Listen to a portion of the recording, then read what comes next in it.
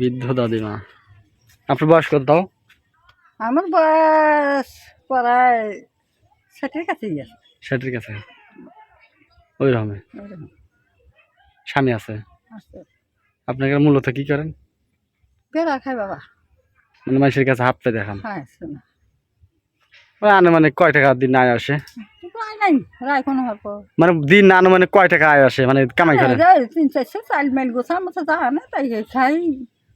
তাছাড়া কিছু না? না। মানে সপ্তাহে কয়দিন মাংস খান? মাংস সপ্তাহে পাবো কোনখানে, বছরে একদিন পাই নে। ওই যে আর বছর কুরবানির মধ্যে খাচ্ছিলাম মেলা মেলা, আর এবার আল্লাহ খেলি আর এই তো। এই শেষ। এটা কি আপনাকে নিজস্ব জায়গা নাকি বাকি? না না না, পরের জায়গায় এটা মানুষের জায়গা। মানুষের। এনে কত বছর ধরে থাকেন? 8-10 বছর হয়ে গেল। 8-10 বছর।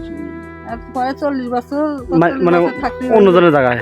ওই যে অগার দাদাকে বাড়ি থাকছি, তার বাদে লোকা ওই যে দাদাগারে যে বাড়ি থাকছি ওই ওই বাড়িতেই থাকছি। মানে এক সময় এক জায়গায় এক থাকছে? জায়গায় থাকি 1 বছর ওখানে ওখানেই থাকছি। পরে ওই 2 বাড়িতে 40 বছর মধ্যে থাকছি। মানে মানুষ কেউ মন চলে থাকতে পারবে না, মন চলে না থাকতে পারবে।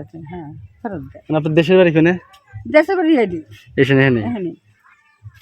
আর স্বামীর দেশের বাড়ি লোক পূব দেশে। পূব দেশে?